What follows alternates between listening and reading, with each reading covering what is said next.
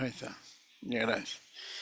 Bien, como hemos hablado sobre la resurrección, hay o hay un concepto que debemos quedar bien claro. Este, ¿Cuántas resurrecciones hay? Eso debe quedar bien claro, porque les mandé la hoja que eran 7 resurrecciones, ¿no? Y luego en el libro nos habla de una primera resurrección, en la página 137. Entonces hay que quedar bien claro eso, ¿ya? Entonces, en la doctrina o en la teología hay ciertos conceptos que se manejan, ¿no? Y que eso han creado los teólogos para poder definir de repente algunas doctrinas. Por ejemplo, en vez de hablar varias resurrecciones, haciendo uso de la Biblia, habla de una primera resurrección. En esa primera resurrección están incluidos los demás, o sea, los demás grupos de personas que resucitan. Esta primera resurrección es para todos los salvos, los que se van a ir al cielo, aunque sucede en diferentes tiempos. Ahí está la diferencia. A todo eso se llama primera resurrección. Bienaventurados los que participaron, ¿no?, de esa primera resurrección. Y la segunda resurrección que se llama es para los que están ya, mm, su condenación ya está dicha, ¿no? Solamente que van al juicio para hacer la evaluación qué nivel de castigo van a recibir. Entonces, pero los escritores, como yo les presenté el caso, hablan de diferentes resurrecciones, 7 resurrecciones. Eso hablamos, ¿no? Así que está claro eso, ha quedado claro ese asunto. Pastor, entonces en lo que mandó, creo que Schaffer, ¿no? Schaffer, Eh, sí. Schaffer, solamente un tema de concepto, de presentación. O sea, no difiere de lo que Schaffer va diciendo. Esas 7 resurrecciones están en lo, porque ahí tiene su apoyo bíblico. Sí, sí, sí. Pero nosotros lo estamos hablando también bíblicamente, una primera y una segunda resurrección. eh, este, no hay incompatibilidad en lo que nosotros decimos, porque no enfatizamos mucho nosotros en las predicaciones o en la enseñanza ese tema como lo presenta Schaffer, ¿no? Ajá. Sí. Y nosotros más, para nosotros está más claro, es el creyente de repente más sencillo, la resurrección junto con el arrebatamiento. Ahí, eso está bien claro. Pero las otras no se usa tanto, ¿no? Pero para poder definir, es bueno hablar, ¿no?, de la primera resurrección, todos los que son salvos, todos los que se van a ir al cielo, pero en distintos tiempos. Ahí está la diferencia, en distintos tiempos. En el libro está 137, página 137. ¿Cuál es la primera resurrección? Pregunta. Y es ahí donde desarrolla él, ¿no? De Jesucristo, de los santos, lo que son de Cristo en su primera venida. Luego dice al final del milenio, también al final del, naturalmente, ¿no? Anterior anterior al milenio, dice, o sea, finalizando la resurrección, la tribulación, ¿ves? A todo eso él lo está presentando, pero no lo presenta, como decir, aquí Francisco La Cueva en el libro no lo presenta resurrección uno 2 3 4 5. En cambio, Schaffer sí eh, lo menciona así por separado, pero de repente no es tan explícito en decir, no, todo esto concierne a la primera resurrección, ya con la salvedad de que la segunda resurrección es para los que su destino es el lago de fuego. No lo hace tan explícito, ¿no? Ya, eso es lo que debe quedar bien claro. Igual también en lección 17, cuando dice el día de Jehová. El día de Jehová incluye varios eventos. Es más amplio ese concepto, el día de Jehová. Porque ahí dice una serie de acontecimientos que muchas veces aparecen superpuestos en el horizonte de la perspectiva profética, ¿ves?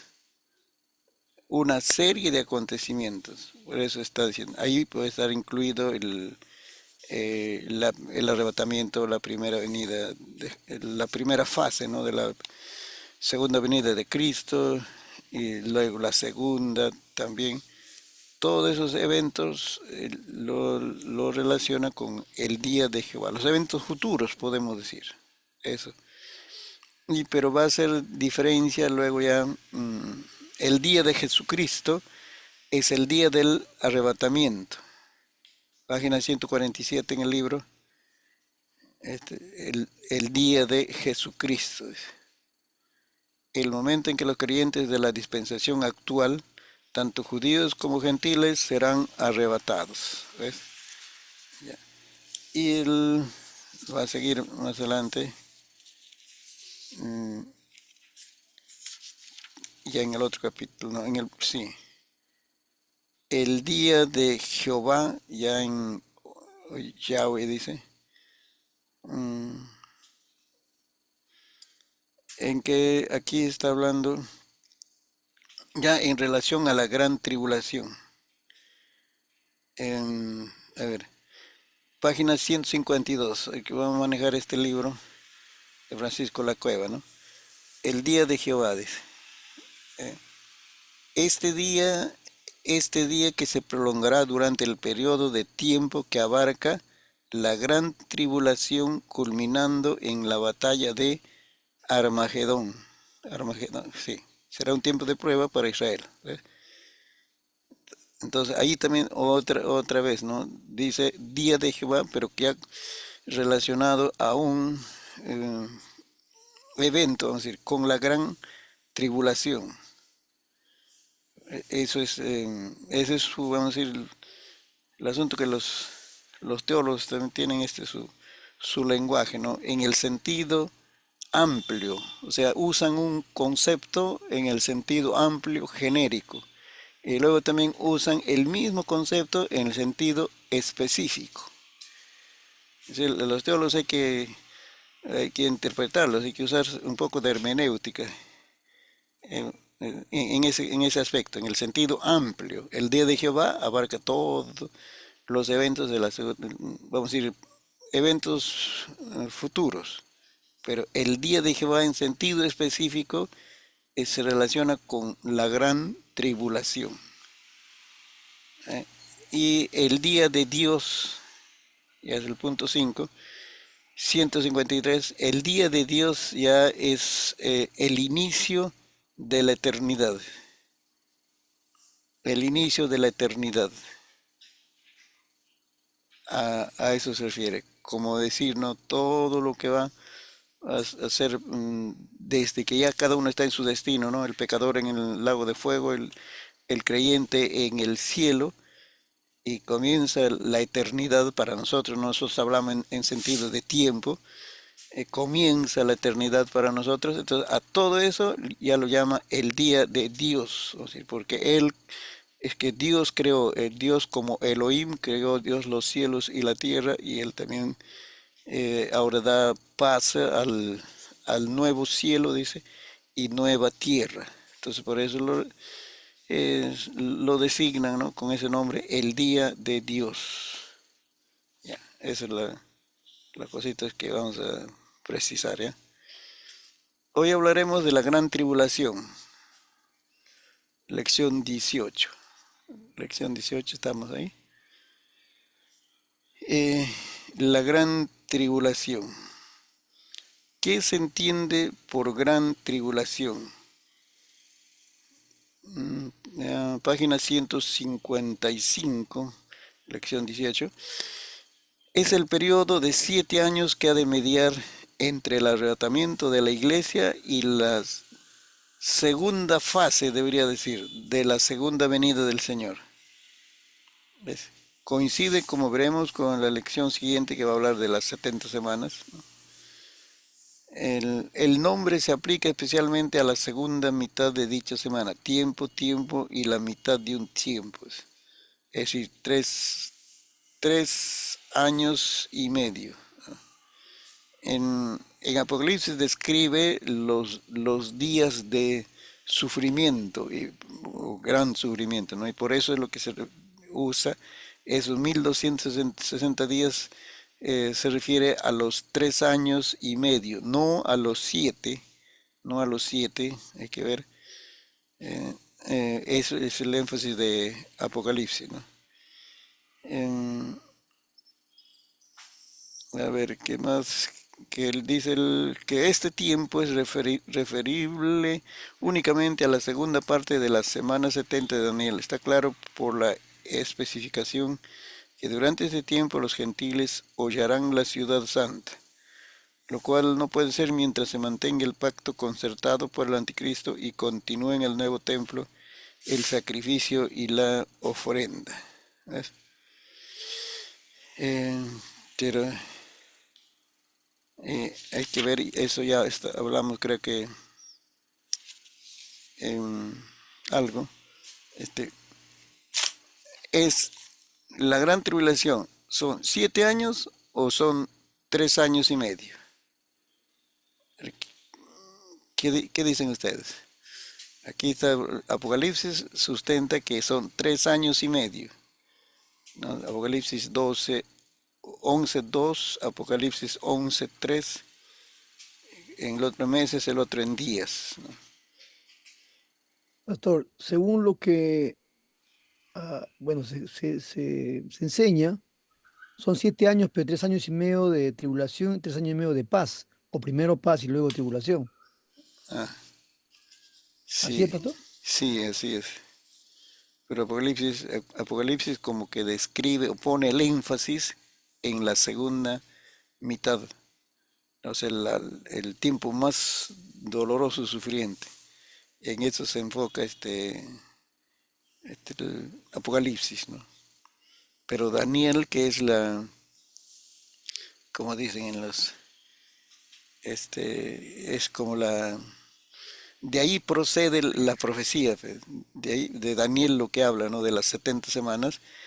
De ahí procede la profecía para la gran tribulación. Pero Daniel no habla de 3 años y medio, sino habla de 7 años, la semana 70. Entonces, semana no es 3 años y medio, o 3 días y medio en el lenguaje, ¿no? En el lenguaje de Daniel, sino son 7 días, que son 7 años. Y es que de Daniel procede esa profecía. Sí, Daniel es la revelación, podemos decir, primaria de ese tiempo, ¿no? Ya con precisión que está hablando de tiempo. Y no solo eso, sino Daniel habla en esas 70 semanas con precisión sobre la muerte del Señor Jesucristo, todos esos eventos.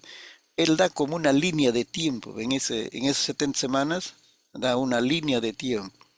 Y por eso al referirse entonces a la gran tribulación lo menciona 7 años y no es 3 años y medio, ¿no? Entonces hay que considerar eso, que algunos escritores de repente van a hacer énfasis solo a mitad, la segunda mitad, que es el más doloroso, y no tanto a la primera parte, ¿no?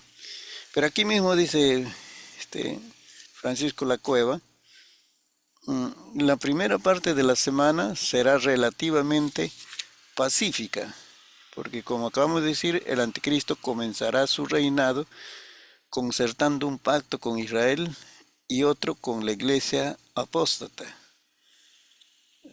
Entonces, el, por decir gran tribulación, no significa que va a ser esos 7 años juicio em, contra la tierra, ¿no? Y así vamos a ir juicios tan dolorosos, asombrosos, ¿no? Donde la población de la tierra se va a menguar así notablemente. O sea, no significa eso, la gran tribulación. La gran tribulación también está en esto, ¿no? Cuando engaña a Israel, por ejemplo, y cuando hay una iglesia apóstata, cuando está gobernando el anticristo, todos los creyentes son perseguidos en ese tiempo. Entonces, eso también es doloroso. Por eso es aparente paz, pero es doloroso lo que se está viendo, ¿no? Porque ya no hay gobiernos de los países. O sea, el Perú ya no va a tener su presidente y su Congreso, sus diputados, cámaras de diputados que van a tomar sus decisiones para gobernar su país, sino va a ser de la cabeza del anticristo, va a venir todas las órdenes. Y eso también es doloroso, aunque es aparente paz, vamos a decir, ¿no? De repente algunos que no, eh, no simpatizan con la fe cristiana pueden estar felices. Esos cristianos al fin están controlados, por decir, ¿no? Pero es doloroso porque la iglesia es la reserva moral de un país, de la tierra, y no va a poder ejercer, vamos a decir, su función como la luz, la sal de la tierra. Y por eso entonces el pecado también se va a desenfrenar en ese tiempo. También es doloroso, pero no se puede comparar con lo que va a ser los juicios, pues. Ya a toda la raza humana, donde va a haber muerte, vamos a decir, ¿no? De una manera asombrosa. Pero en fin, es doloroso. Es doloroso esa situación por la condición espiritual, ¿no? El que está manifestando ahí su gobierno mundial será el anticristo, pues. Pastor, Sí, eh, Roger.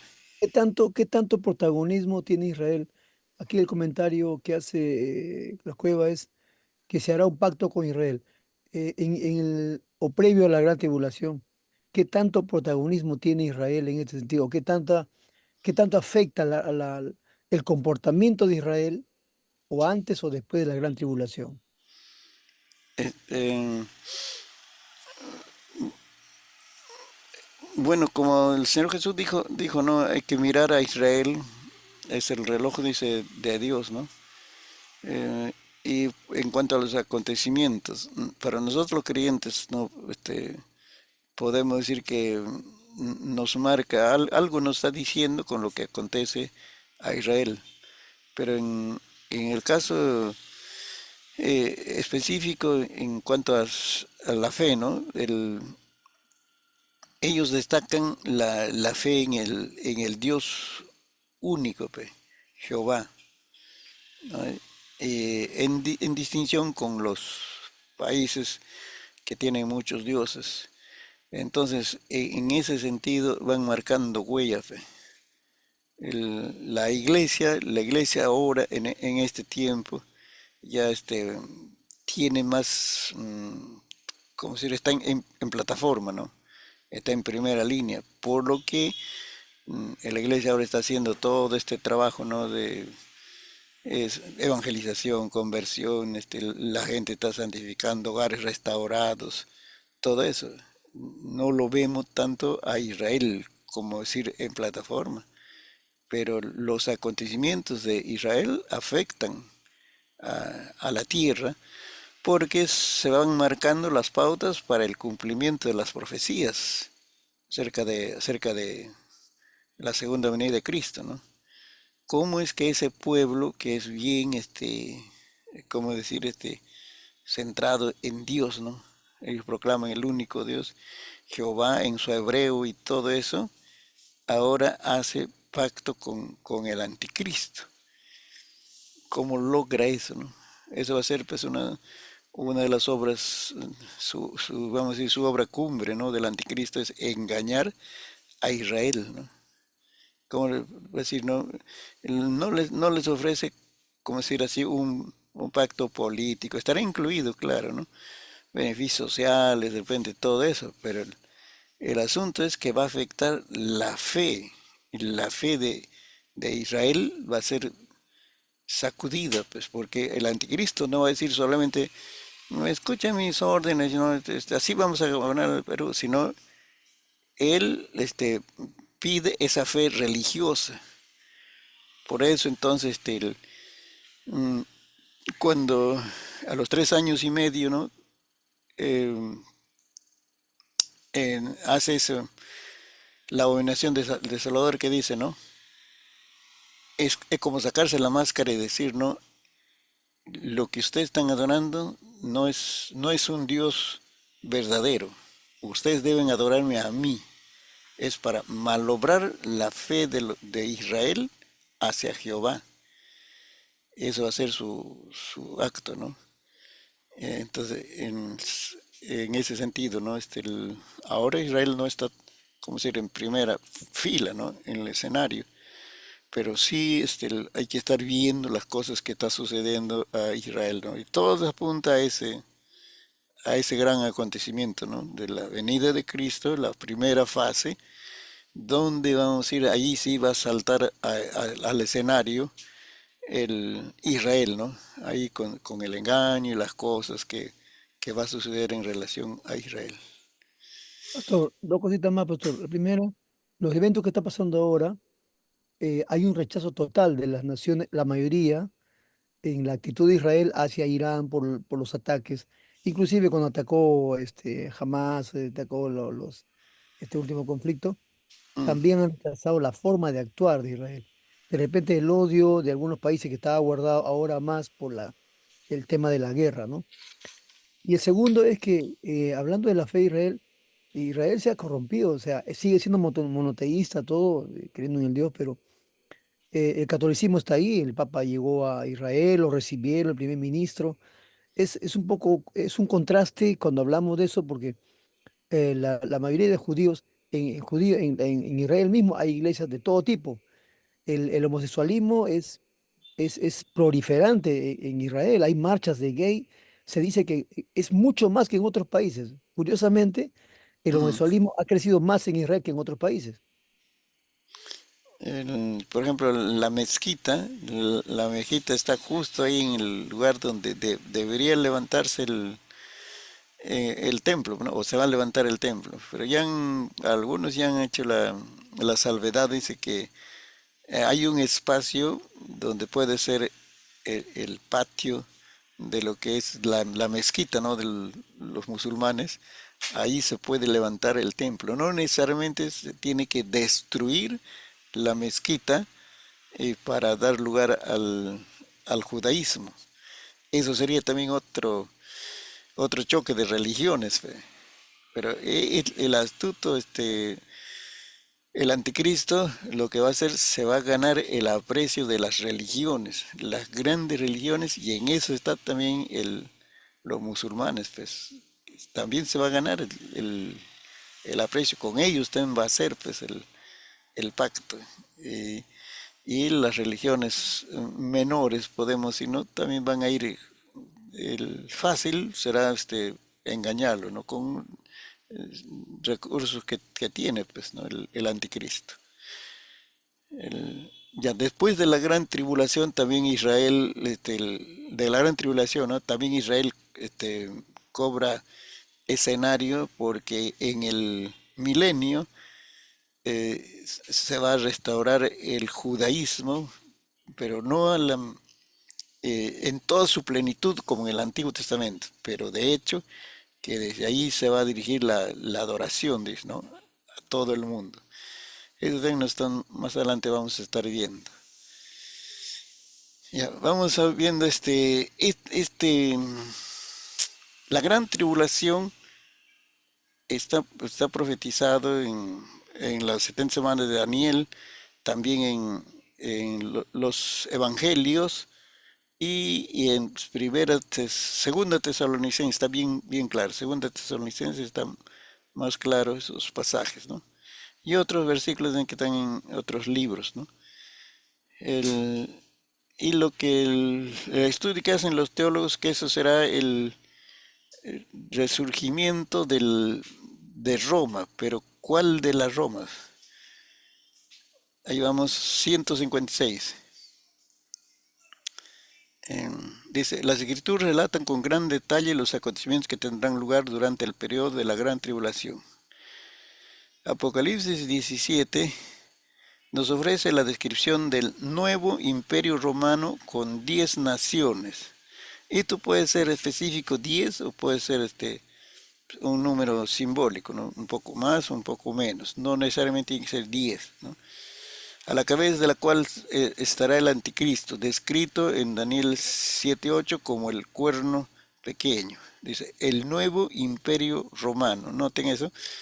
Luego la letra B dice, 2 Tesalonicenses 2:3 llama al anticristo el hombre de pecado, el hijo de perdición, es la bestia. Apocalipsis 13:11. Esta bestia sale del mar. El mar a su vez es símbolo de las naciones, los gentiles. Sale, dice, no necesariamente puede ser su origen, no necesariamente, sino puede ser para reinar.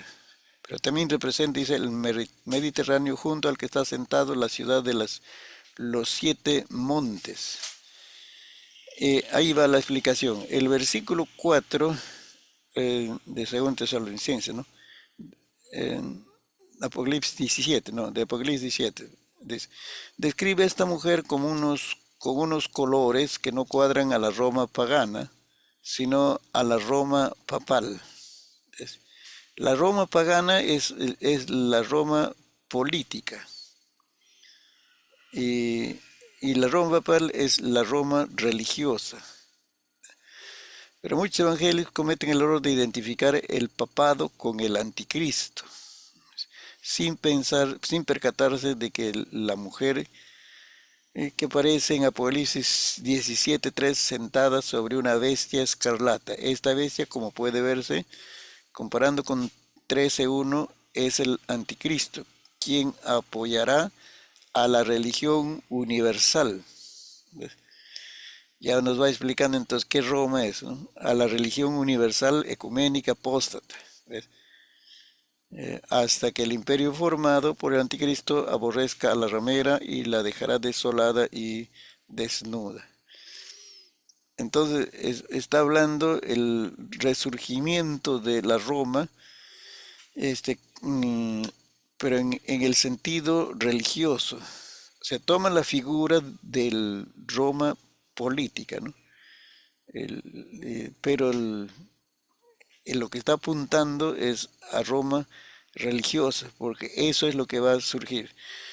Es bien difícil pensar que va a haber un imperio romano político, que el anticristo tenga poder político, sí, él va a tener poder político, pero será de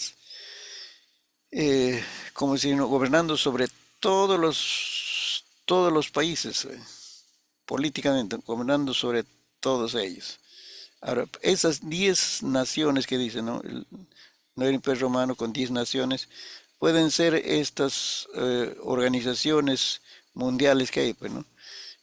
Organización, ONU, Organización de Naciones Unidas, pueden ser sobre esos, porque esa organización tienen poder sobre los países, le ponen reglas, ¿no?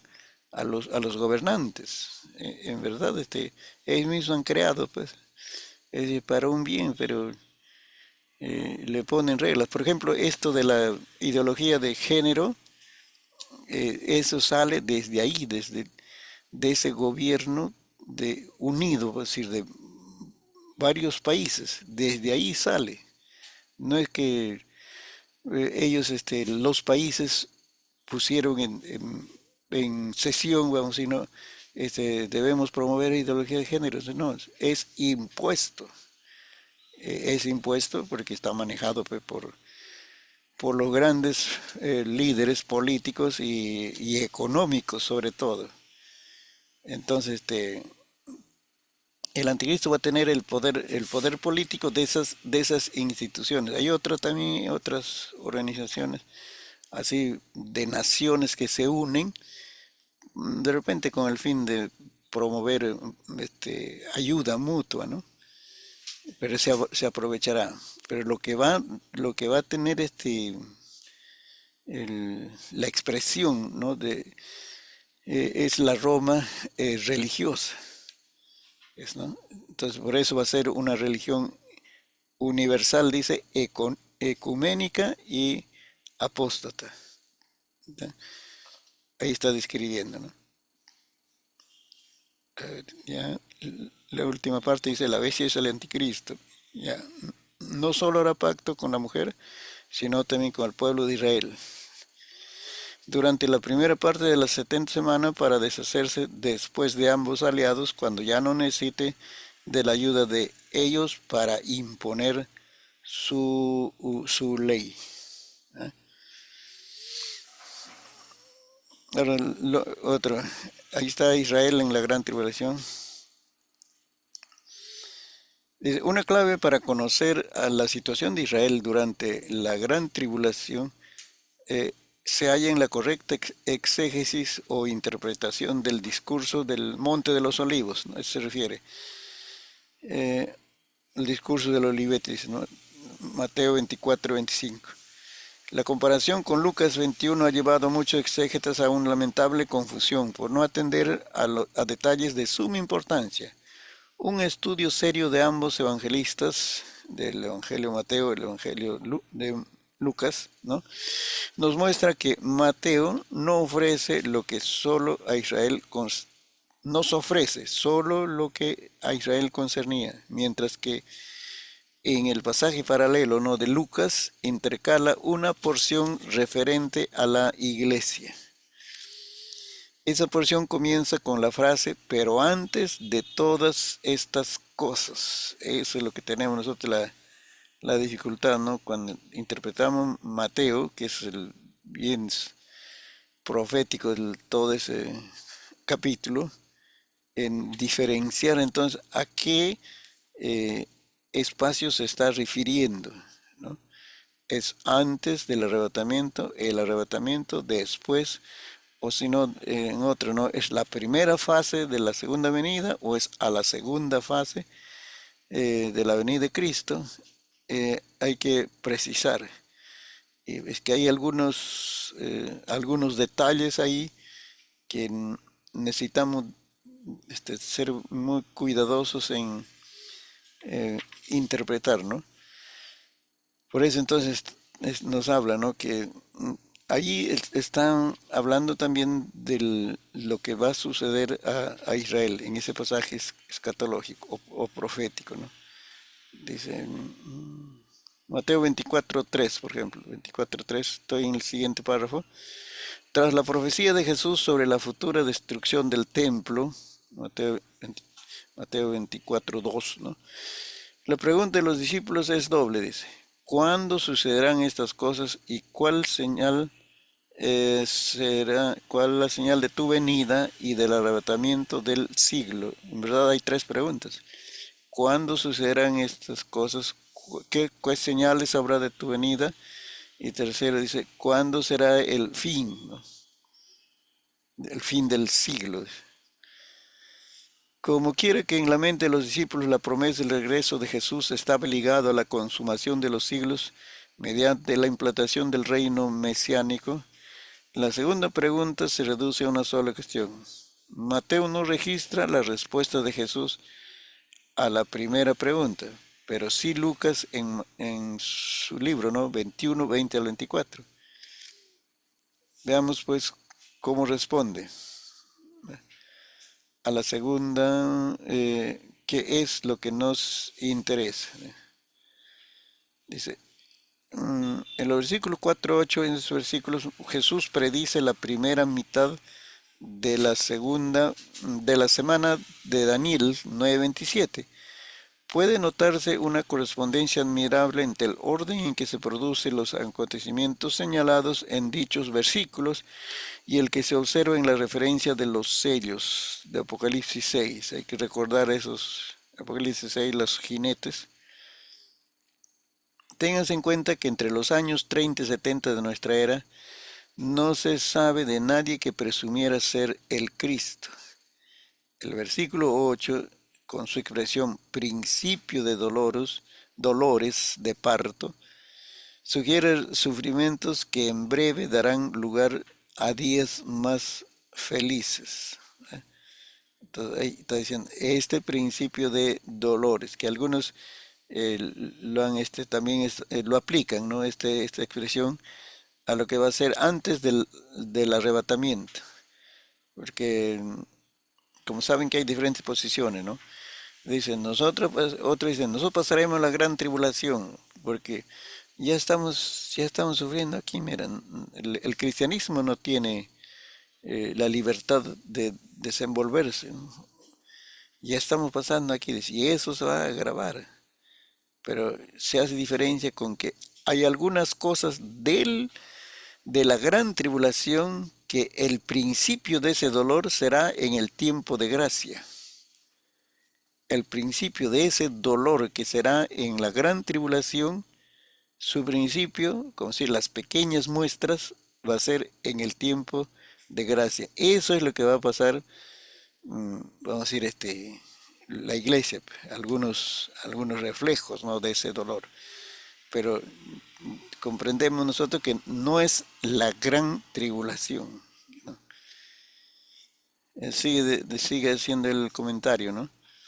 Ya los versículos 9 al 28. En estos versículos se predicen los acontecimientos pertenecientes a la segunda mitad de la gran tribulación. Comienza con la palabra entonces, con que se inicia el versículo 9. Tras la afirmación del versículo 8 y nos lleva a Apocalipsis 6, 9 al 11, 12, 12 al 7, en que nos narra la persecución contra Israel.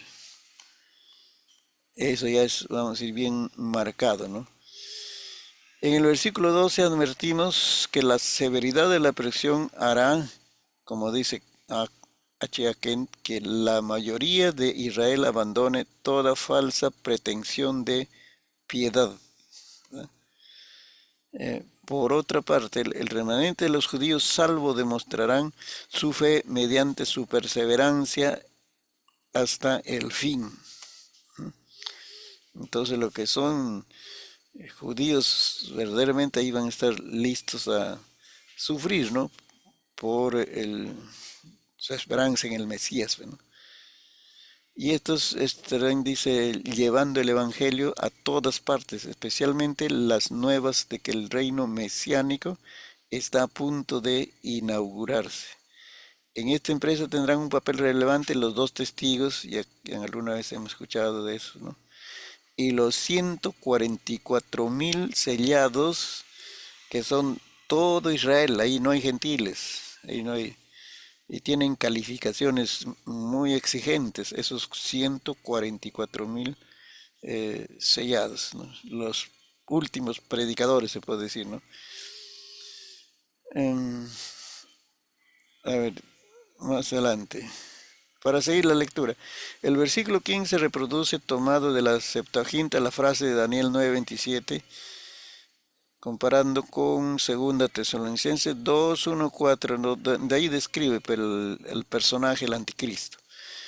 Esta expresión también se halla en Daniel 11:31, donde predice directamente la profanación que se va a llevar a cabo en tiempo que se llevaría a cabo o se llevó a cabo en tiempo de Antíoco Epífanes, cuyo sacrilegio era el tipo el que ha de llevar a cabo el anticristo, ¿no?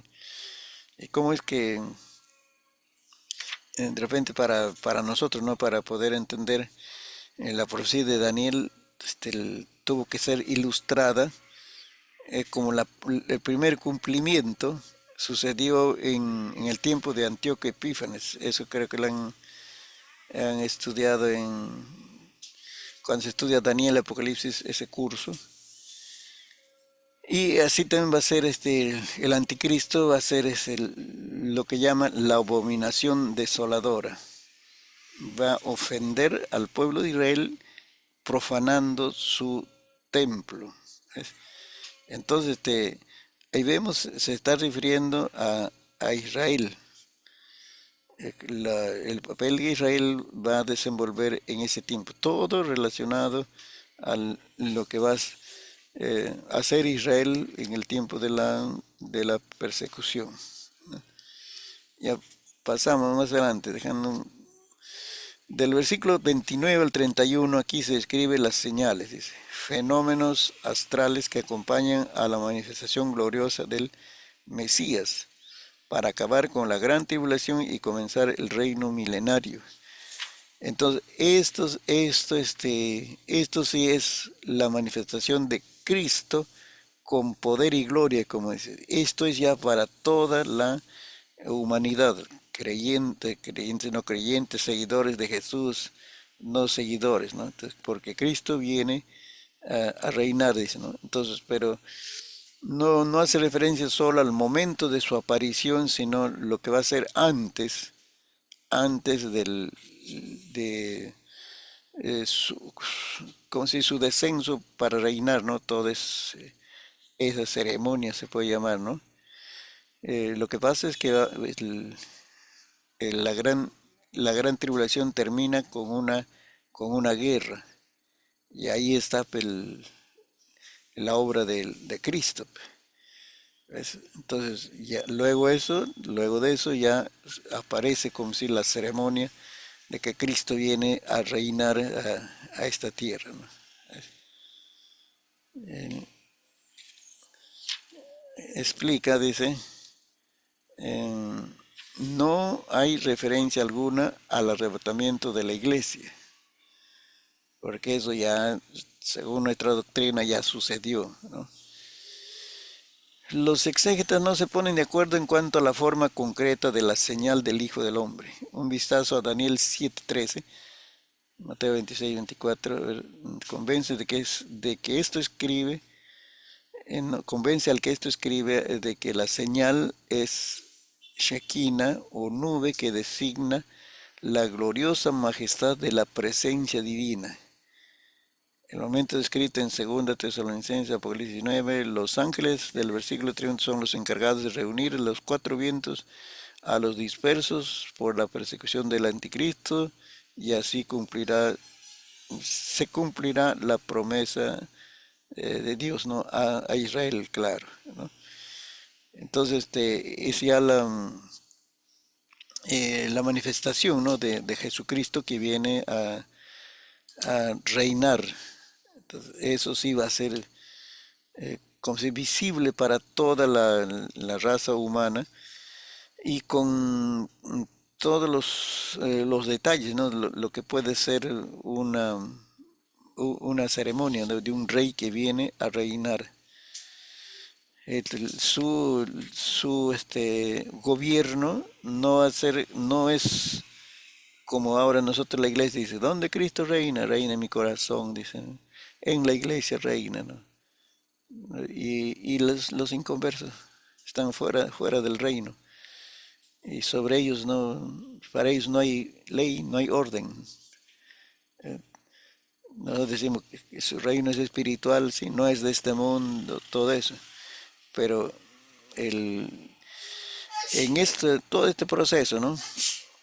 Jesucristo está mostrando su poder soberano sobre las naciones. Aunque el anticristo, esos 7 años, él va a tener pues, como si el primer lugar sobre los gobiernos, el poder político. Pero el Señor está manifestando su poder, ¿no? Por como si no, las formas como eh, Dios está tratando a la raza humana. Ellos ponen su fe, estos que se dejaron marcar con la marca de la bestia, ponen su fe en el anticristo. Y ahora, por decir, ¿no? Me puede librar de mis sufrimientos, el anticristo. Ponen su fe en él. Pero no pueden evitar los juicios divinos. ¿Qué hace qué hace el anticristo para evitar que su pueblo sufra? Ya, él está gobernando sobre todo el mundo, ese es su pueblo gobernado. ¿Qué hace el anticristo para evitar que su pueblo sufra los juicios divinos? No puede hacer nada. Entonces, el que está gobernando en sí, el Cristo soberano está pues ahí en la gran tribulación, podemos decir. Aunque este hombre, el hombre de pecado, por decir, ¿no? Está usando el poder político, pero ahora Dios se está manifestando más de lo que en este tiempo. En este tiempo yo sé que estamos orando todos. Yo creo lo que la Biblia dice, ¿no? El corazón del rey, dice, está en las manos de Dios. A todo lo que quieres lo inclinas, dice Proverbios.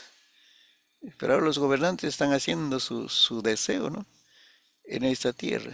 Como que el Señor le permite, como si les suelta para que sigan haciendo sus deseos. Pero ahí está la iglesia. Yo por convicción tengo que creer que Jesucristo reina ahora. Y por eso entonces la iglesia tiene, vamos a decir, eh, mm, poder y autoridad sobre todas las situaciones, pero no en la medida en que debería ser, ¿no? Debería ser. Nosotros tenemos promesas grandes, pero todavía nos falta desarrollar en ese potencial, ¿no? Así que aquí está Cristo en el milenio, como si no, manejando todos los asuntos, las naciones, imagínense, siguiendo al anticristo, pero por decir, como un tiempo, tiene su inicio y tiene su fin, ¿no? ¿Para qué? ¿Por qué la gran tribulación? Nos dice la última parte, a ver, en 162, pasamos ahí.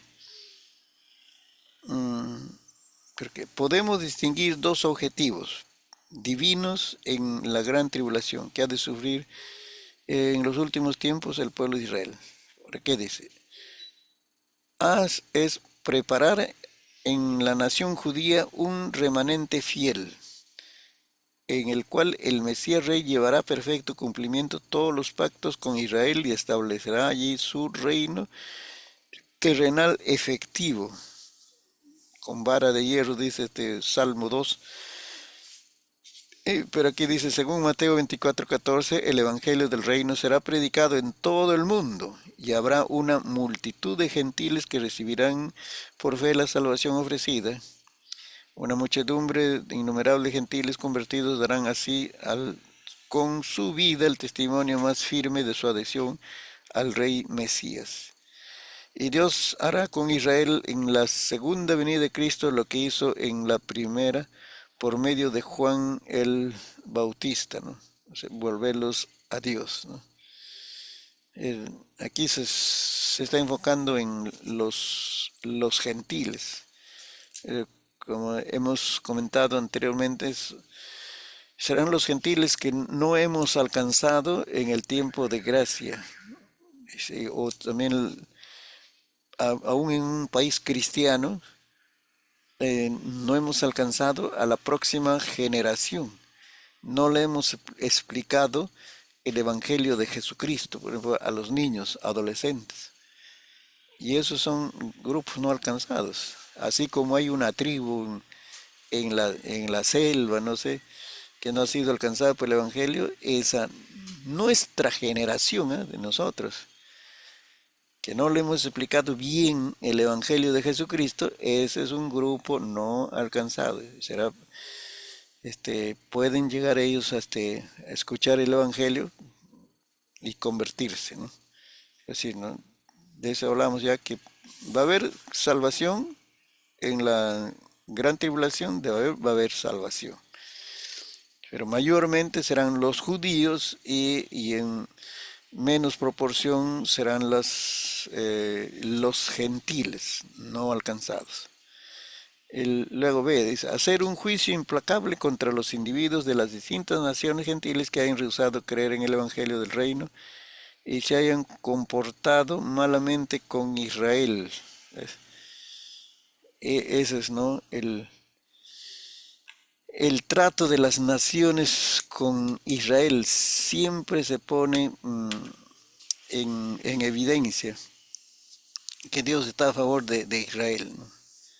Y entonces, como tratan a Israel, también esas naciones van a ser tratadas por Dios, ¿no?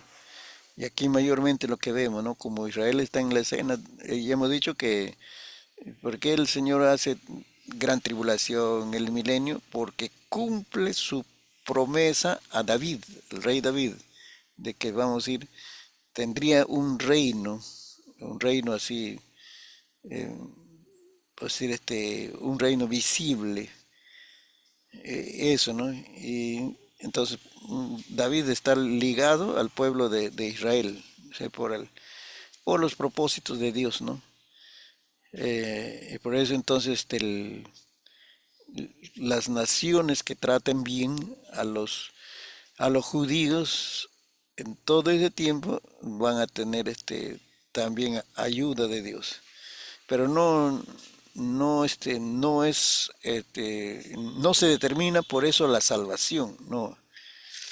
Sí, hay bendiciones que los gentiles, los inconversos, ¿no? Ya, los inconversos pueden recibir por ayudar al pueblo de Dios, la iglesia o Israel. Pero esas bendiciones van a ser terrenales, alivio de sus dolores, vamos a decir, de esta tierra, situaciones, ¿no? Pero la salvación no se compra haciendo favores a Israel ni a la iglesia. Ese es otro tema, es otro asunto, ¿no? A ver, ¿alguna pregunta? Con esto terminamos.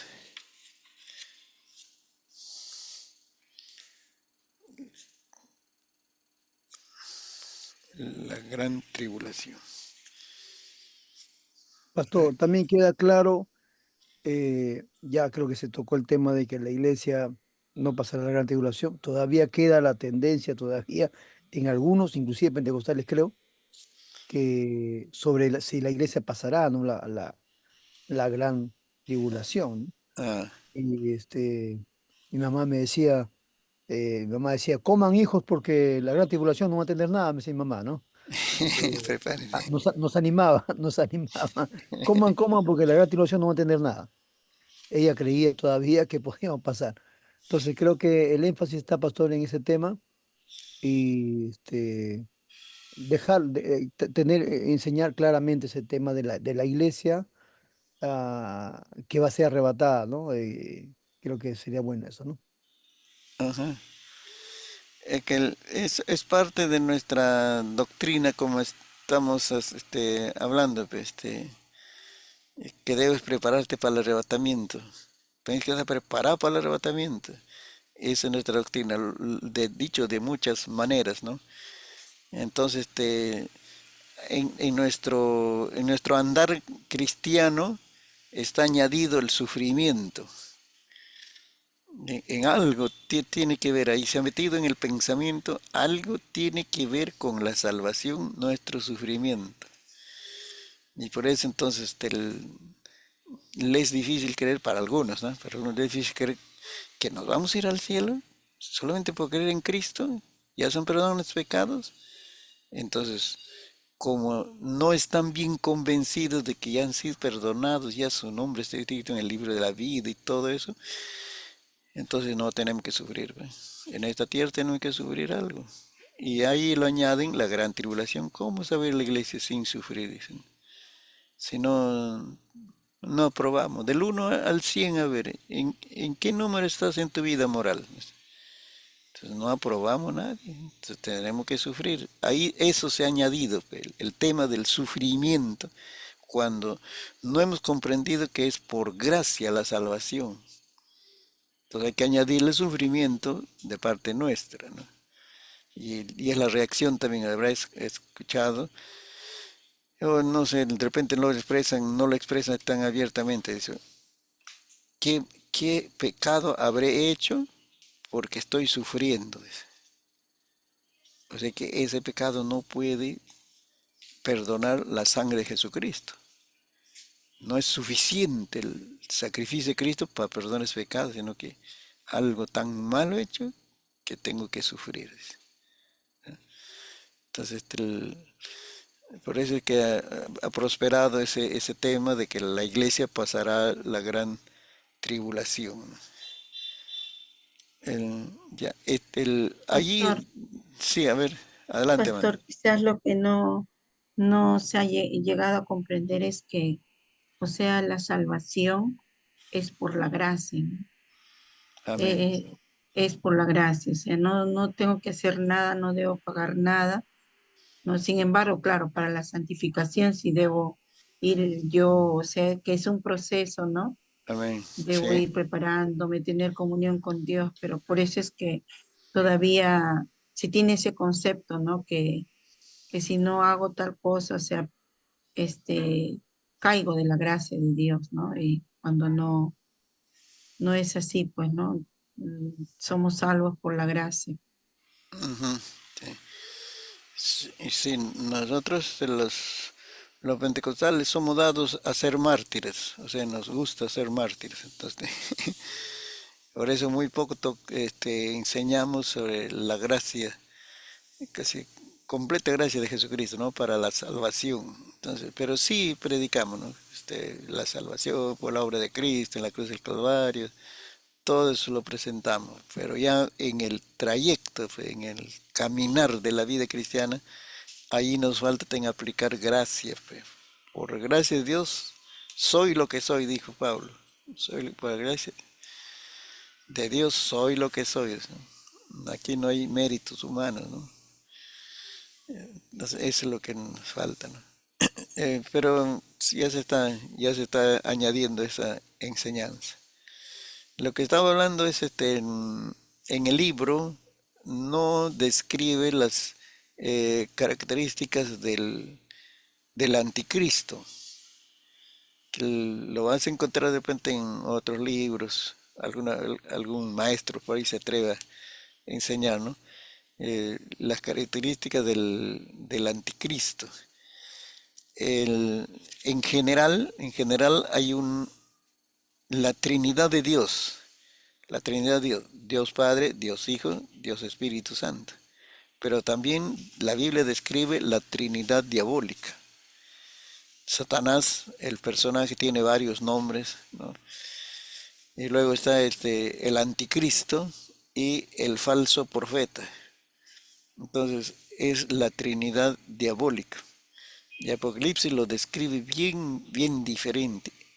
Así como si cada uno de esos personajes que hacen su actuación, mejor dicho, que hace cada uno, lo escribe. Y del anticristo lo escribe muy diferente de lo que es de Satanás, ¿no?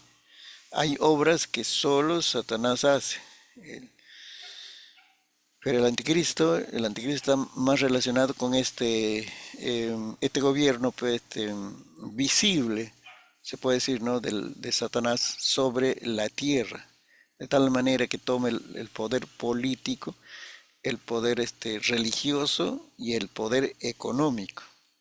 Imagínate que en una persona están esos poderes y por eso gobierna todo el mundo. Ahora, el anticristo, su nombre es contra Cristo, todo contra Cristo. Entonces el anticristo falsifica lo que hizo Cristo para eh, para sus propósitos, ¿no? Para gobernar este mundo. Y en ese falsificar, eh, hay que hacer diferencia entre falsificar y luego la palabra imitar. Imitar se puede imitar lo bueno, pero cuando ya hay falsificación, hay una intención. Ese actuar ya no es para lo bueno, sino es con la intención de engañar. Entonces, hay que diferenciar eso. El diablo falsifica lo que hizo Cristo. Eh, como si señales, a ver. va a tener una palabra, vamos a decir, ¿no? Convincente. Es, el que la anuncia es el falso profeta. Eh, Son cosas, lo que hizo Cristo lo falsifica. Pero vamos a ir de frente al asunto. eh, ¿Qué naturaleza va a tener Anticristo? Así para discusión, ¿no? En el libro no está, si lo han leído, lo han hojeado por ahí, no está escrito. ¿Qué naturaleza tendrá el Anticristo? Recuerden que es Trinidad diabólica. Es un hombre hecho, hecho diablo, ¿cómo decir? O es un diablo eh, hecho hombre, usando en sentido genérico la palabra diablo, ¿no? A ver, opiniones, Hablando del anticristo, pastor, ajá. ¿Cuál va a ser su naturaleza, vamos a decir él? pastor, yo creo que considerando que el diablo no puede encarnarse, creo yo que no puede encarnarse como lo es la encarnación de Cristo. Creo que algunos han catalogado así también, creo, de la potestad del diablo de hacer lo mismo que Jesús, ¿no? Inclusive en las películas se expresa a Satanás eh, teniendo esas relaciones con humanos y saliendo de ahí el anticristo, ¿no? Como teniendo, algunos afirman de Génesis capítulo 6 también. Entonces creo que va a haber una especie de posesión, de tomar un cuerpo, pero es un personaje humano, para mí un personaje humano, Ah, con toda una expresión satánica, el arte de la mentira, las habilidades que Satanás lo tiene, con todo el carácter del diablo, digamos así, ¿no? Con todas sus artimañas. Me parece a mí eso, ¿no? ya, sí. A ver, otra opinión. La naturaleza del, del anticristo, ¿no? Porque vamos a decir, va a ser un super hombre, como decir, ¿no? No, no es solamente uno que tiene, vamos a decir, un nivel consciente superior, sino en todos los aspectos, ¿no? Se destaca, ¿no? Porque estamos viendo que se mueve en lo político, lo religioso, lo económico. Él se mueve, ¿no? Eso hay que ver, ¿no? No es un, vamos a decir, sencillamente uno que cumple, ¿no? Un inconverso, pues sí, ¿no? Un inconverso que da órdenes el diablo, ¿no? Tiene naturaleza maligna, ¿no? A ver, el segunda Tesalonicenses,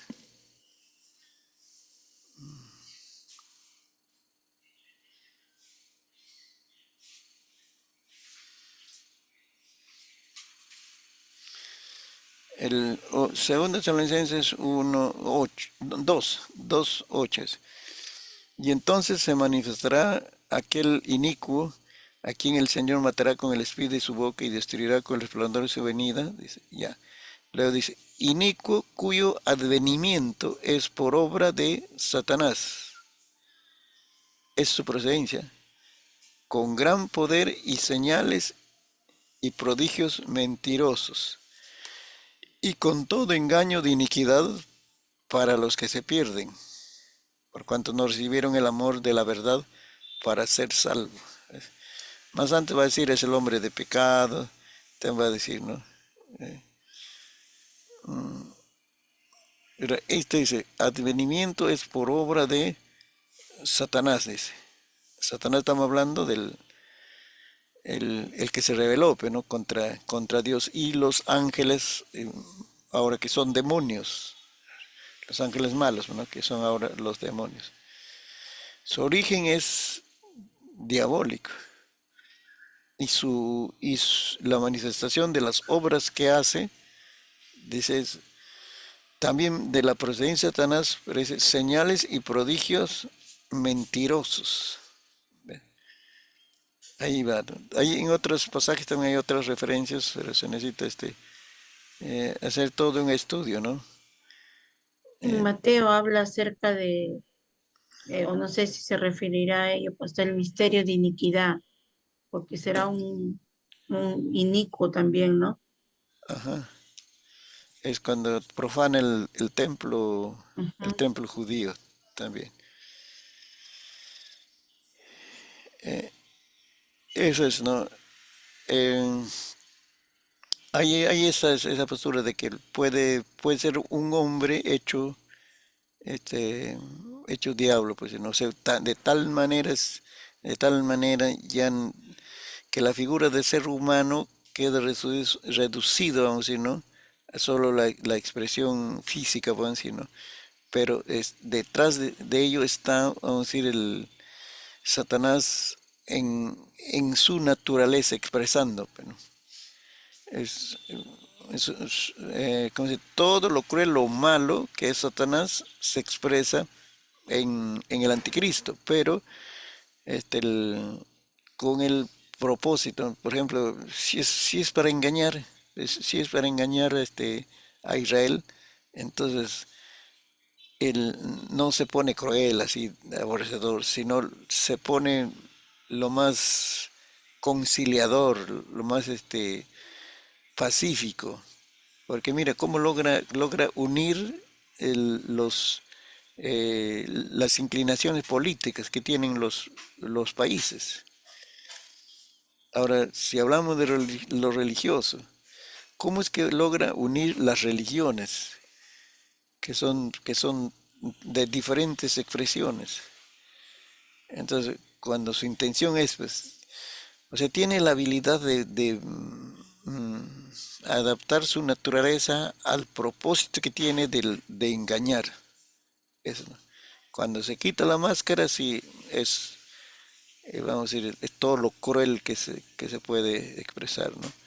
Ya en los 3 años y medio, ¿no?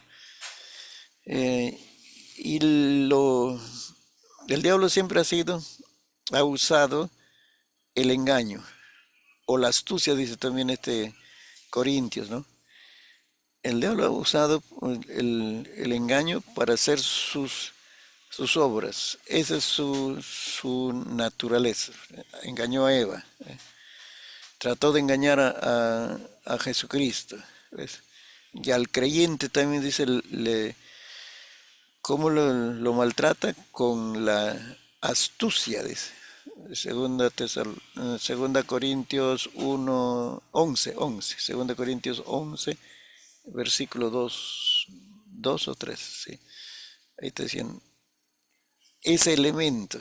Ahora imagínate, ese elemento multiplicado tantas veces, ¿no?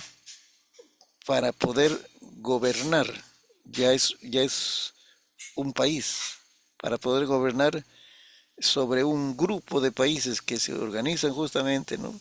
Por buscar beneficios, ¿no? Unidos pueden hacer algo más. Y luego para engañar a todas las naciones. Entonces, ese engaño no procede de capacidades humanas, sino de este poder de Satanás, pues, que está sobre ese personaje, ¿no? Pero el destino que tienen el falso profeta y el anticristo, lo trata igualito como a Satanás. A estos personajes lo arroja, dice, al lago de fuego antes, antes que Satanás. O sea, hay una diferencia de 1000 años, porque ahí pasa el milenio, pues, ¿no? Satanás es arrojado al lago de fuego después del milenio. Pero a este personaje, el anticristo y al falso profeta, lo arroja al lago de fuego, Dios, ¿no? Y eso ya es, como decir, ya es sentencia definitiva, pues. Y ya no va a poder actuar. Ahí no hay el libre albedrío, creación, nada de eso. eso ya es resultado de un juicio que Dios aplicó, su destino está ya marcado para el anticristo y el falso profeta, 1000 años. Después ya es arrojado el, el Satanás, dice, al lago de fuego. Después de eso, después de la gran tribulación y todo, ¿no? Primero es atado, Apocalipsis, noten, Apocalipsis 22, no, 20. Primero es atado. Dice, y lo arrojó al abismo y lo encerró y puso su sello sobre él para que no engañase más a las naciones, hasta que fuese cumplido 1000 años. Hay un tiempo, pero después lo suelta ya en la segunda, dice. En la segunda vez, después de la gran tribulación, dice 10, Apocalipsis 20:10 dice, y el diablo que les engañaba fue lanzado en el lago de fuego y azufre, donde estaban la bestia y el falso profeta, y serán atormentados día y noche por los siglos de los siglos. Es, es el tratamiento que se le da a Satanás, ¿no? Y eso mismo es para la bestia y el falso profeta. Eso es lo que hay que ver. Entonces, como dijo Roger, la otra posición es que este personaje puede ser de engendro diabólico, algo así, ¿no? Como la humanización de Cristo puede ser, porque no le trata como a un pecador más. Entonces, la bestia, ¿cuál sería su nombre de la bestia? Aquí le dice bestia, ¿no? Tendría su DNI y todo eso. Él tendría que estar en el juicio ante el trono blanco, porque ahí están los pecadores, ¿sí, no? Ahí se está midiendo ahí el grado de castigo que van a ir. Pero este personaje y el falso profeta, que también es un personaje visible, ¿no? Aquí en la gran tribulación que va a estar, no están en ese juicio del trono blanco. Entonces, también hay ese criterio. Hay que analizar, hermanos, cómo van los escritores, ¿no? Pero lo que sí estamos seguros es que es una naturaleza cruel. Entonces, es cuestión de naturaleza. No puede hacer el bien. El diablo y la Trinidad diabólica, ¿no? Y sus demonios, su naturaleza es hacer lo malo. No pueden hacer el bien. Dios es amor. Y donde está Él, su presencia expresa bondad, amor, ayuda, todo. Es su naturaleza. El cristiano que tiene, el cristiano tiene a Cristo en su corazón. Es cuestión de naturaleza. Si yo tengo a Cristo en mi corazón, donde voy expreso lo que soy, pues mi naturaleza.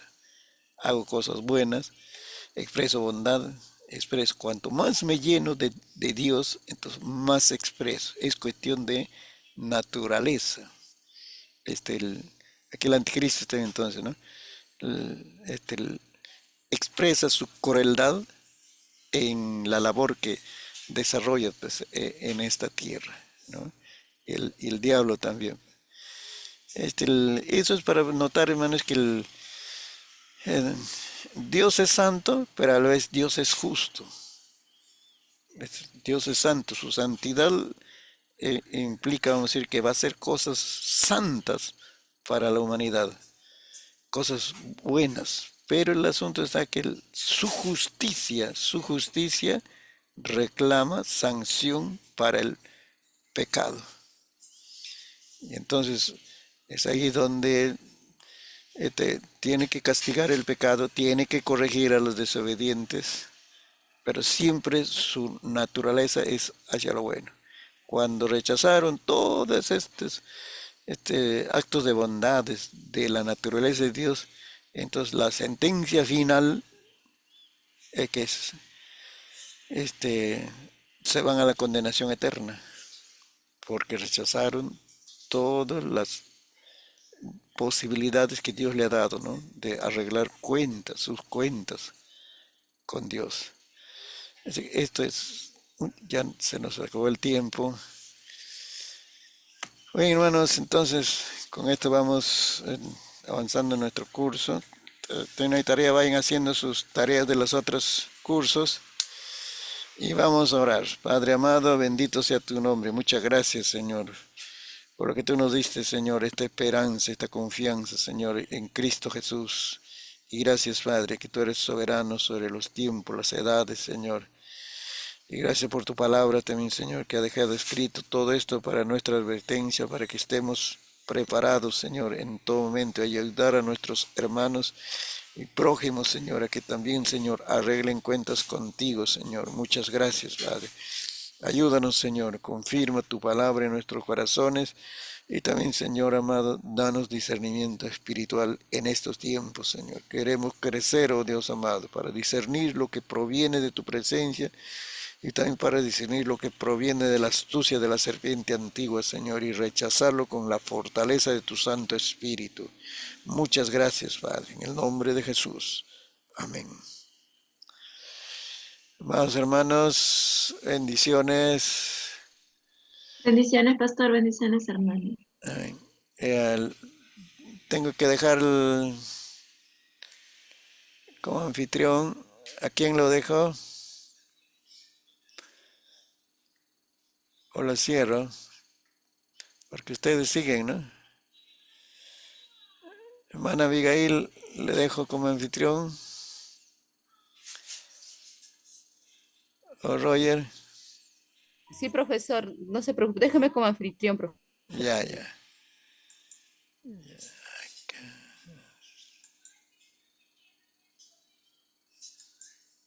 Ya. Ya, ahorita. Gracias, bendiciones.